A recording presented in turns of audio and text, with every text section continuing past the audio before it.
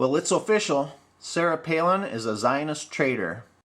Unstable Pakistan, nuclear Iran, which is the greater threat? Both are extremely dangerous, of course. And as for who termed that central war on terror being in Iraq, it was General Petraeus and al-Qaeda, both leaders there, and it's probably the only thing that they're ever going to agree on, but that it was a central war on terror is in Iraq. You don't have to believe me or John McCain on that. I would believe Petraeus and that leader of al-Qaeda. An armed nuclear-armed, especially Iran, is so extremely dangerous to consider. They cannot be allowed to acquire nuclear weapons, period. Israel is in jeopardy, of course, when we're dealing with Ahmadinejad as a leader of Iran. Iran claiming that Israel is, he termed it a stinking corpse, a country that should be wiped off the face of the earth. Now, a leader like Ahmadinejad, who is not sane or stable when he says things like that, is not one whom we can allow to acquire nuclear energy, nuclear weapons. Ahmadinejad, Kim Jong-il, the Castro brothers, others who are dangerous dictators are ones that Barack Obama has said he would be willing to meet with without preconditions being met first.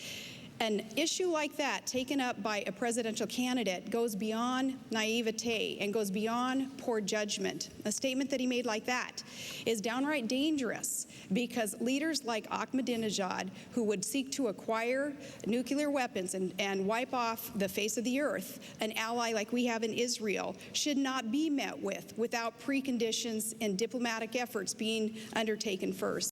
Oh, it gets even better. Palin's taking advice from a war criminal who had to quit the 911 Commission because of his conflicts of interest with Saudi Arabians who financed al-Qaeda. Secretaries of State Baker, Kissinger, Powell, Baker, they have all advocated some level of engagement with enemies. Do you think these former secretaries of state are wrong on that? No, and Dr. Henry Kissinger especially, and I had a good conversation with him recently, and he shared with me also his passion for diplomacy, and that's what John McCain and I would engage in also. But again, with some of these dictators who hate America and hate what we stand for, with our freedoms, our democracy, our tolerance, our respect for women's rights, those who would try to destroy what we stand for cannot be met with just sitting down on a presidential level, as Barack Obama had said he would be willing to do. That is beyond bad judgment. That is dangerous. No, diplomacy is very important. First and foremost, that is what we would engage in. But diplomacy is hard work by serious people. It's lining out clear objectives and having your friends and your allies ready to back you up there and have sanctions lined up also before any kind of presidential summit would take place. Not to be outdone, Biden shows his true colors by selling America out to a bunch of sick, twisted Israelites. Gwen, no one in the United States Senate has been a better friend to Israel than Joe Biden. I would have never, ever joined this ticket were I not absolutely sure Barack Obama shared my passion. But you asked a question about whether or not this administration's policy had made sense or something to that effect.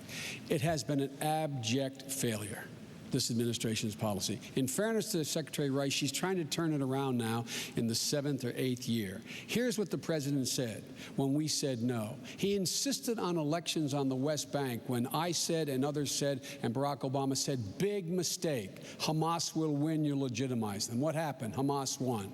When we kicked, along with France, we kicked Hezbollah out of Lebanon, I said and Barack said, move NATO forces in there, fill the vacuum, because if you don't, Hezbollah will control it. Now what's happened? Hezbollah is a legitimate part of the government in the country immediately to the north of Israel. The fact of the matter is the policy of this administration has been an abject failure. And speaking of freedom being on the march, the only thing on the march is Iran. It's closer to Obama. Its proxies now have a major stake in Lebanon as well as in the Gaza Strip with Hamas. We will change this policy with thoughtful, real live diplomacy that understands that you must back Israel in letting them negotiate, support their negotiation, and stand with them, not insist on policies like this administration has. Has this administration's policy been an abject failure, as the senator says, Governor? No, I do not believe that it has been, but I'm so encouraged to know that we both love Israel, and I think that is a good thing to get to agree on, Senator Biden. I respect your position on that. No, in fact, when we talk about the Bush administration, there's a time, too, when Americans are going to say enough is enough with your ticket on constantly looking backwards and pointing fingers and doing the blame game. There have been huge blunders in the war. There have been huge blunders throughout this administration, as there are with every administration, but for a ticket that wants to talk about change and looking into the future, there's just too much finger pointing backwards to ever make us believe that that's where you're going. Positive change is coming, though. Reform of government is coming. We'll learn from the past mistakes in this administration and other administrations, and we're going to forge ahead with putting government back on the side of the people and making sure that our country comes first, putting obsessive partisanship aside. That's what John McCain has been known for in all these years. He has been the maverick. He has ruffled feathers, but I know, Senator Biden, you have respected him for that, and I respect you for acknowledging that. But change is coming. And best of all, I guess nobody told Palin that the Israelis are dead set against the Palestinian state and will go to war to prevent it. Yes. What has this administration done right or wrong? This is the great lingering unresolved issue, the Israeli-Palestinian conflict. What have they done, and is a two-state solution the solution? A two-state solution is the solution, and Secretary Rice, having recently met with leaders on one side or the other there, also still in these waning days of the Bush administration, trying to forge that peace, and that needs to be done, and that will be top of an agenda item also under a McCain-Palin administration. Israel is our strongest and best ally in the Middle East.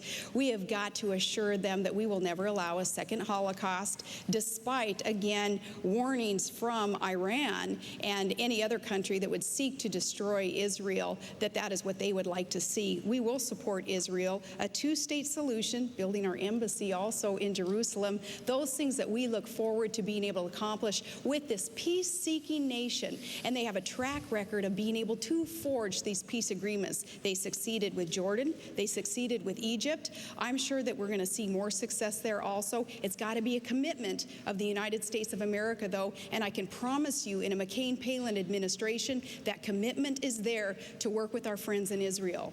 I wonder if Biden and Palin are willing to get their firstborn child killed for the sake of Israel.